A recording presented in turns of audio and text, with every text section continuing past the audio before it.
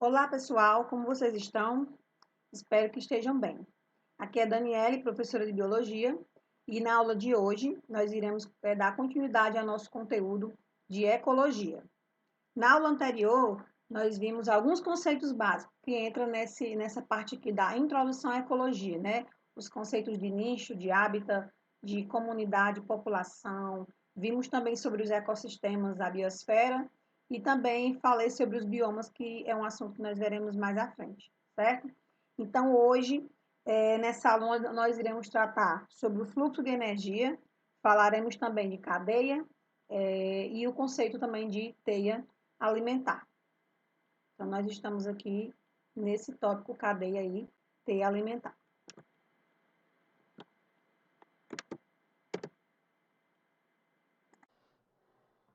Então, vamos iniciar com o fluxo de energia e ciclo da matéria, e depois vamos tratar sobre os conceitos de cadeia e teia alimentar. Então, vamos começar falando sobre a fonte primária de energia nos ecossistemas, que nada mais é que a energia solar. Sem essa energia externa, que é o Sol, nenhum ser vivo, né, nenhum ecossistema conseguiria manter-se vivo. O Sol, ele é o principal responsável pela existência de vida na Terra. Em primeiro lugar, porque as radiações solares elas vão aquecer o solo, as massas de água e o ar, criando um ambiente que é totalmente favorável à vida. Depois, porque a luz solar ela é captada pelos seres fotossintetizantes, são aqueles que realizam fotossíntese, né? Nós chamamos eles de autótrofos, ou seja, eles são capazes de produzir o seu próprio alimento através de um processo chamado de fotossíntese. Então, esses seres eles vão realizar fotossíntese e aí essa energia solar ela vai ser transferida de um organismo para o outro ao longo das cadeias alimentares que eu vou explicar já já, que vai permitir a existência de praticamente todos os ecossistemas na Terra, ok? Então, a energia luminosa que é captada por esses organismos que são fotossintetizantes, né, no caso, as algas e as plantas, essa energia ela é utilizada na produção de substâncias orgânicas, nas quais fica armazenada como energia potencial. Então, como essa energia que está contida nos seres fotossintetizantes, elas são transferidas de um consumidor para o outro. Como é que acontece essa transferência de energia? Ao comer, ao se alimentar, né, de seres fotossintetizantes, no caso de algas e vegetais, os consumidores primários, eles vão aproveitar a energia que está contida nas moléculas das substâncias orgânicas que foram ingeridas e vão utilizar em seus processos vitais, né? Por exemplo, na produção de suas próprias substâncias orgânicas. Os consumidores secundários, que é os que vão se alimentar dos primários, por sua vez, ao consumir, né, os consumidores primários, eles vão utilizar substâncias deste também como fonte de energia, e assim por diante, passando de um nível para o outro. Contudo, nós podemos dizer que essa transferência de energia na cadeia alimentar, ela é unidirecional, que é o que a gente vai ver. Então, por que dizemos que o fluxo da energia ele é unidirecional? Né? A energia, como eu coloquei, ela entra através dos produtores, certo? Aqui, ó, a energia foi captada pelas plantas, né? Os produtores é esse primeiro nível aqui, representado por esse matinho aqui.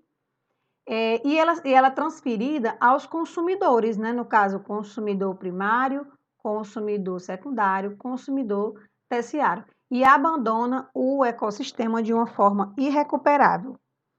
Ou seja, ela tem início, a captação de energia, ela tem início nos produtores e termina nos decompositores. Em cada nível trófico, a gente percebe que parte da energia armazenada nas moléculas orgânicas, ela é utilizada na realização de trabalho e é liberada na forma de calor. Então, o fluxo de energia no ecossistema, ela é dita unidirecional, ou seja, ela tem uma única direção. À medida que vai passando de um nível trófico para o outro, ela vai se dissipando, né? Vai se perdendo. Então, se vier uma questão perguntando, nessa cadeia alimentar aqui, onde está a menor quantidade de energia? Então, vai ser no último nível trófico. E onde é que está a maior quantidade de energia? No primeiro aqui, que é o produtor. porque a tendência dessa energia é ela se dissipar.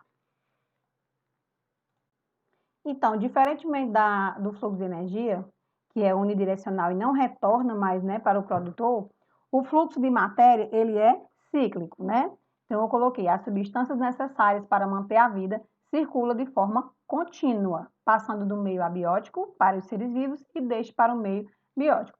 Observe aqui que nessa ilustração você tem aqui o produtor, né, o vegetal. Quando essa planta ela chegar a morrer, cair aqui ao solo, vai começar, ou esse ser vivo aqui, né, esse animal, você percebe um processo de decomposição da matéria. Quem é que faz isso? Os fungos e as bactérias. Então, quando eles vão fazer a decomposição, os nutrientes, né, desses seres vivos, desse animal e desse vegetal, eles vão para o solo. E aí, quando outra planta for nascer aqui, ela vai também se utilizar dessa matéria orgânica para poder crescer. Então, o ciclo da matéria, diferentemente do ciclo de energia, né, ele é cíclico, ou seja, ele retorna novamente, diferentemente da energia, que é unidirecional. Então, falando agora sobre as cadeias alimentares. Como é que pode ser definida uma cadeia alimentar? São relações alimentares em que um organismo obtém de outro matéria orgânica e energia para sobreviver. A definição que eu coloquei aí. Resumindo, alguém tem que comer alguém para tentar sobreviver, certo? Então, essa geralmente é dessa forma linear. Uma cadeia alimentar, ela é composta de produtores, consumidores e decompositores. Nesse caso aqui, nós podemos observar que nós temos, esse vegetal como produtor, consumidor aqui o grilo primário, consumidor secundário o sapo, o consumidor terciário a cobra e o consumidor quaternário o gavião. No último aqui também ainda tinha os decompositores. Isso não quer dizer que essa cadeia, ela necessariamente deva ter 4 consumidores. Ela pode ter apenas 1 ou 2, certo? Então, aqui é só uma exemplificação.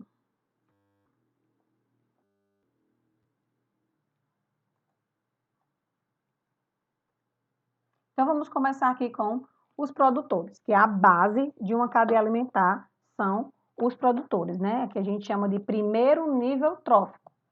Para ser produtor, obrigatoriamente o organismo ele deve ser autótrofo, ou seja, ser um organismo que realize fotossíntese, que produza o seu próprio alimento através, né, da fotossíntese. E aí, como eu tinha dito, eles são os primeiros da cadeia alimentar. Então, ao formar uma cadeia alimentar, sempre, sem exceção, vai iniciar pelos produtores, um organismo que seja fotossintetizante. Depois nós temos os consumidores primários, também chamados de consumidores de primeira ordem, certo? Então, vamos lá, os produtores, eles fazem parte do primeiro nível trófico. Então, eles são produtores e primeiro nível trófico. O consumidor primário, como o nome já está dizendo, primário vem de primeiro, ele vai se alimentar dos produtores, certo? Então, esses organismos, eles têm que ser obrigatoriamente herbívoros, se alimentar apenas de vegetais, ou onívoros, que também é o nosso caso, né? O onívoro, ele tanto se alimenta de vegetal como de carne também. Então, o nosso caso, nós somos onívoros, nós também podemos muito bem ter uma dieta apenas de vegetais, certo? E aí, obrigatoriamente, né, como ele é o consumidor primário, ele vai se alimentar dos produtores. Então, nesse caso aqui, na ordem vem o vegetal e depois o grilo, que é um organismo herbívoro.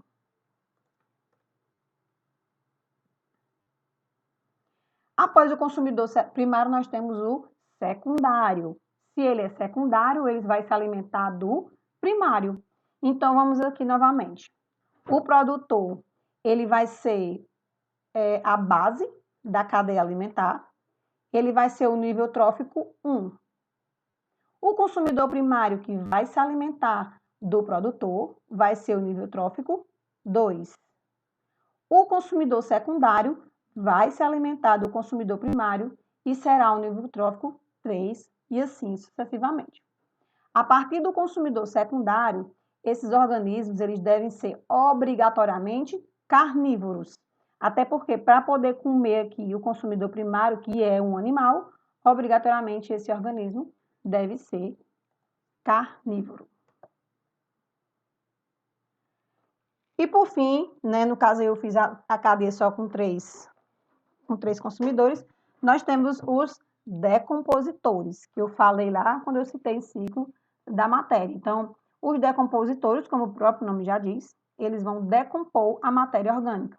São representados geralmente por fungos e bactérias. E eles vão fazer a reciclagem da matéria orgânica. Então, se essa planta morrer aqui, o decompositor vai decompor. Se esse gafanhoto aqui morrer, o decompositor vai decompor. E assim sucessivamente. Então, perceba que ele decompõe todos os níveis. E aqui está um apanhado de tudo que a gente tratou agora, certo? Então, quem está no primeiro nível trófico são os produtores. Quem está no segundo nível trófico são os consumidores primários, que vão se alimentar dos produtores. No terceiro nível trófico, os consumidores secundários, que vão se alimentar dos primários, e assim sucessivamente até chegar nos decompositores. Então, qual é a definição de nível trófico? Posição que cada ser vivo ocupa na cadeia alimentar. Já as teias alimentares, elas são definidas basicamente como um conjunto de várias cadeias alimentares que se cruzam, certo? Então, em uma teia alimentar, o mesmo indivíduo ele pode pertencer a vários níveis tróficos, né? Então, é muito raro, difícil, você ver uma cadeia isolada. Até porque os seres, quando estão vivendo aqui, né, conjuntamente no ecossistema, o mais fácil de se observar é a presença de uma teia alimentar. Então, uma característica da teia alimentar é que, como eu citei anteriormente, o mesmo indivíduo ele pode pertencer a diversas cadeias alimentares e também pode ocupar não só um nível trófico, né, mais do que um nível trófico. Então, vamos agora ver aqui a resolução de uma questão do Enem com base no assunto de ecologia, só para poder fixar. Então, diz assim, do Enem de 2013. Tem uma tirinha, né, da Mafalda, e a Mafalda diz assim, tenho que fazer uma redação sobre a vaca. O que será que eu escrevo, Miguelito? A vaca vive no campo, ela come pasto. Pasto e mais pasto, muito pasto. Depois a vaca vem para a cidade e a gente come ela, pronto. Quer dizer que para você a vaca é o intermediário entre o pasto e nós? Aí a questão quer saber, a posição ocupada pela vaca na interação apresentada na tirinha a caracteriza como? Então, no caso, a vaca ela vai se alimentar do pasto. Lembrando, o pasto ele é um vegetal, então ele é produtor. Se a vaca vai se alimentar do pasto, consequentemente, ela só pode ocupar o espaço de consumidora primária. Se no caso perguntasse aí qual seria a nossa posição nessa cadeia, né, o ser humano, que no caso o Miguelito diz assim, depois a vaca vem para a cidade e a gente come ela e pronto. Então, se a vaca come o capim, ela é uma consumidora primária. Se nós comemos a vaca, então nós somos consumidor secundário.